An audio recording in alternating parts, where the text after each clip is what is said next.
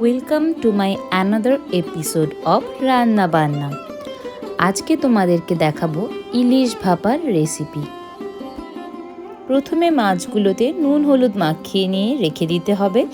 তারপরে মিক্সির মধ্যে সর্ষে, পোস্ত, অল্প পরিমাণ নারকেল কুচি ও কাজু বাদাম, কাঁচা লঙ্কা ও টক দই দিয়ে মিক্সির মধ্যে পেস্ট বানিয়ে নিতে হবে। রান্নাটি যেহেতু আমরা মাইক্রো ওভেনে করেছিলাম, তাই প্রথমে আমরা মাছগুলির পিসগুলোকে খুব সুন্দর করে একটি কাঁচের পাত্রের মধ্যে সাজিয়ে নিয়েছিলাম।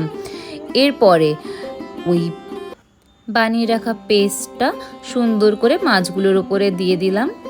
তারপরে উপর থেকে একটু কাঁচা লঙ্কা কুচি ও স্বাদ মতো নুন, হলুদ গুঁড়ো, লঙ্কা গুঁড়ো এবং ভালো করে সর্ষের তেল উপর থেকে ছড়িয়ে দিতে হবে।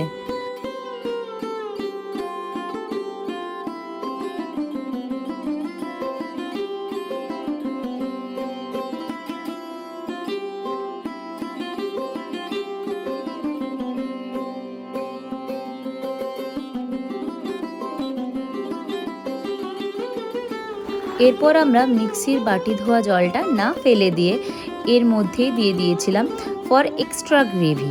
তোমরাও চাইলে এটা কিন্তু করতেই পারো, আবার না চাইলে নাও করতে পারো।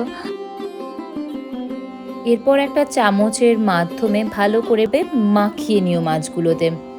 এরপর সুন্দর করে এয়ারটাইট কন্টেনারে ঢাকাটা লাগিয়ে আমরা মাইক্রোওভেনে দিয়ে দিয়েছিলাম 5 মিনিটসের জন্য।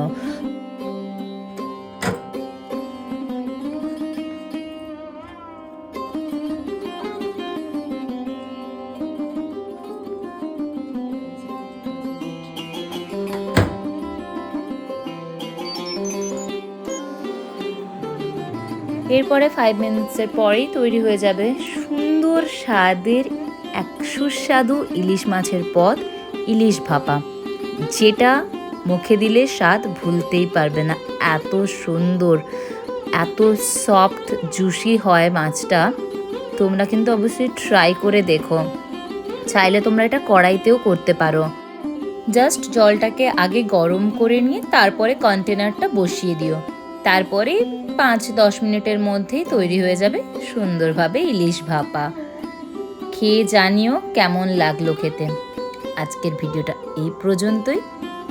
আবার দেখা হবে অন্য কোনো রান্নার এপিসোডে।